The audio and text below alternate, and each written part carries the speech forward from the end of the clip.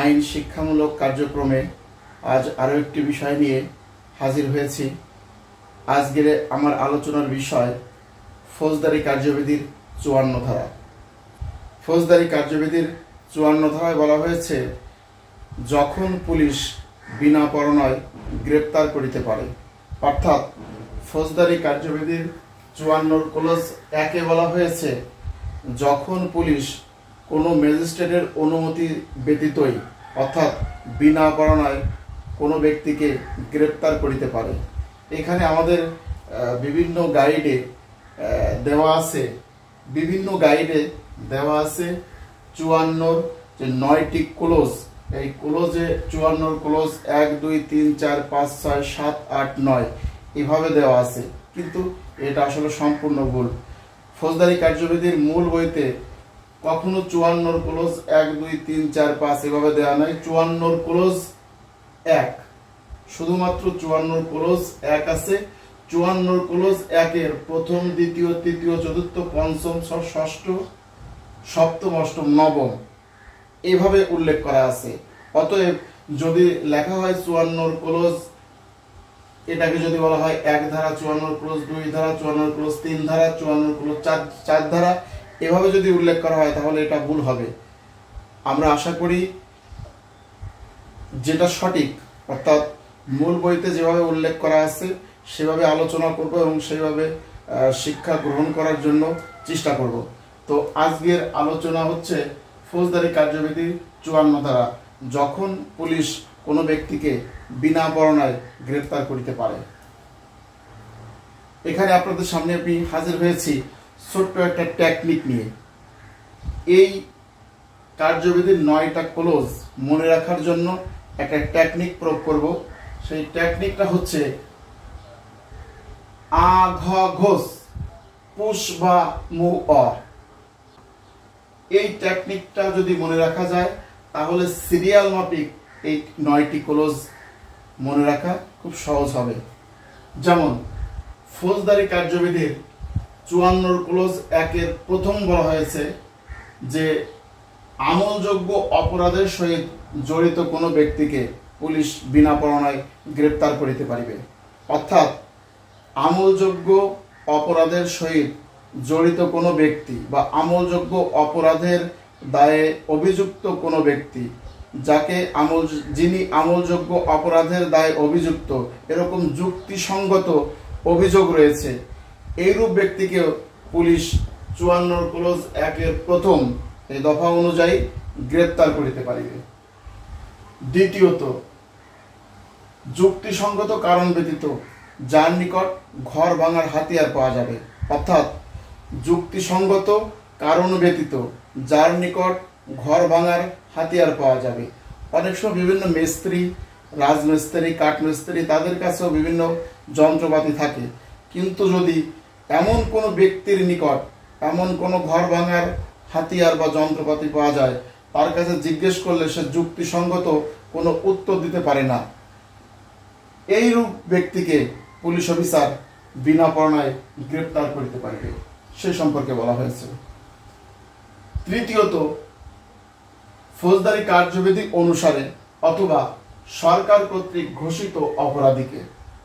ফৌজদারি কার্যবিধি অনুসারে অথবা সরকার কর্তৃক ঘোষিত অপরাধীকে পুলিশ বিনা পরোয়ানায় গ্রেপ্তার করতে পারবে। চতুর্থত, যুক্তিসঙ্গত কারণ ব্যতীত যার নিকট চুরাই মালামাল পাওয়া যাবে। অর্থাৎ তার কাছে এমন কোনো মালামাল, কোনো ব্যক্তির কাছে এমন কোনো মালামাল পাওয়া গেল, তাকে জিজ্ঞাসাবাদ করলে সে সন্তোষজনক জবাব দিতে পারল না, যুক্তিসঙ্গতভাবে মনে হয় যে এই মালামালটি চুরাই মালামাল বা চুরাই মালামালের সাথে সম্পর্কে যুক্ত কোনো মালামাল হতে পারে, তাহলে সেই ক্ষেত্রে পুলিশ বিনা পরোয়ানায় গ্রেপ্তার করতে পারবে। এখানে ফৌজদারি কার্যবিধির ৫৪ ধারায় পুলিশকে বিনা পরোয়ানায় গ্রেপ্তার করার ক্ষমতা দেওয়া হয়েছে।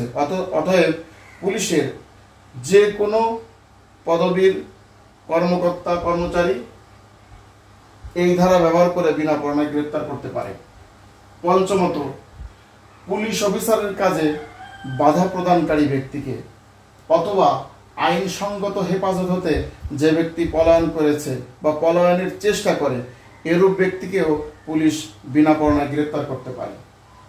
ষষ্ঠত, বাংলাদেশের সশস্ত্র বাহিনী হতে পলায়নকারী ব্যক্তিকে অথবা বাংলাদেশের সশস্ত্র বাহিনী হতে পলায়ন করেছে এরূপ যুক্তিসঙ্গত অভিযোগ যদি থাকে, তাহলে সেই ব্যক্তিকে বিনা পরোয়ানায় গ্রেপ্তার করা যাবে।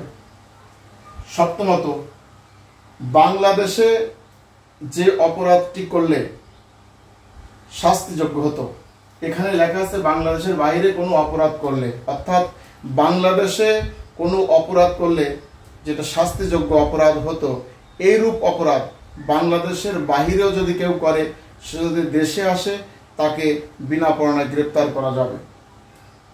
অষ্টমত, কোনো মুক্তিপ্রাপ্ত কয়েদি ফৌজদারি কার্যবিধির 565 ক্লোজ 3 ধারার নিয়ম যদি লঙ্ঘন করে, তাহলে পুলিশ তাকে বিনা পরোয়ানায় গ্রেপ্তার করতে পারবে। এখানে বলে রাখি, কোনো মুক্তিপ্রাপ্ত আসামি, অর্থাৎ কোনো আসামিকে আদালত থেকে যদি মুক্তি দেওয়া হয়, শর্ত সাপেক্ষে যদি মুক্তি দেওয়া হয়, ফৌজদারি কার্যবিধির 565 ক্লোজ 3 আছে, যদি কোনো ব্যক্তি শর্ত সাপেক্ষে মুক্তি লাভ করে, তাহলে তিনি যদি যে স্থানে বসবাস করে সেই স্থান পরিবর্তন করতে পারবে না বা অন্যত্র যে বসবাস করতে পারবে না। যদি বসবাস করে তাহলে যথাযথ কর্তৃপক্ষকে অবহিত করেই সে তার বসবাস করতে হবে।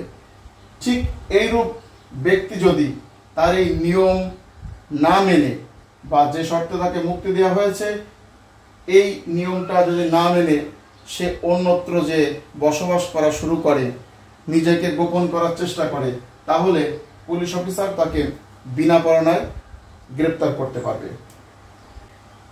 নবমত, যাহাকে গ্রেপ্তারের জন্য অন্য কোনো পুলিশ অফিসারের কাছ থেকে অনুরোধ পাওয়া গেছে, অর্থাৎ অন্য কোনো পুলিশ অফিসারের কাছ থেকে যদি অনুরোধ পত্র পাওয়া যায়, তাহলে তাকেও পুলিশ বিনা পরোয়ানায় গ্রেপ্তার করতে পারবে।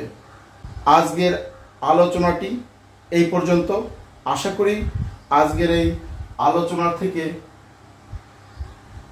ফৌজদারি কার্যবিধির 54 ধারা সম্পর্কে স্পষ্ট একটি ধারণা পেয়েছেন।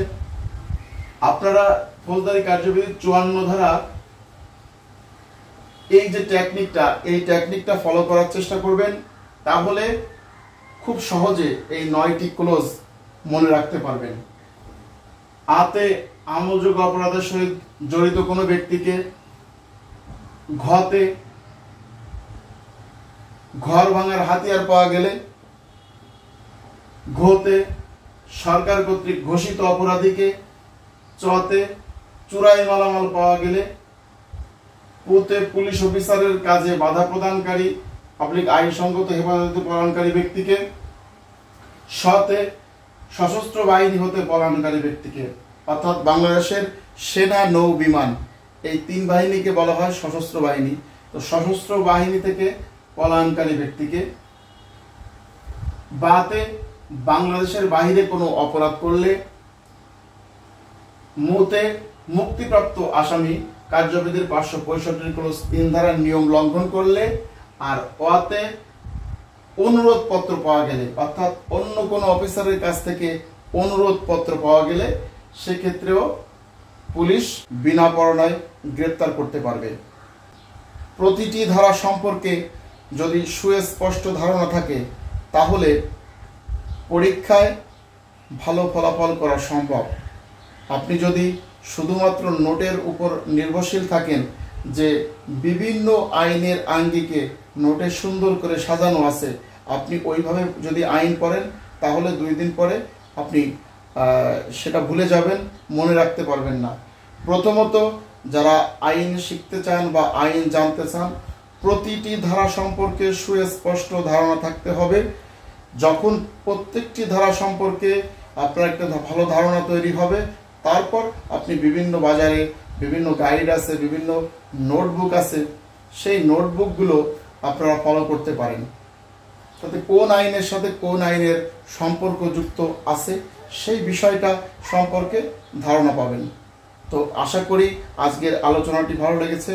আজকে এই পর্যন্ত, সকলকে ধন্যবাদ, ভালো থাকবেন সবাই।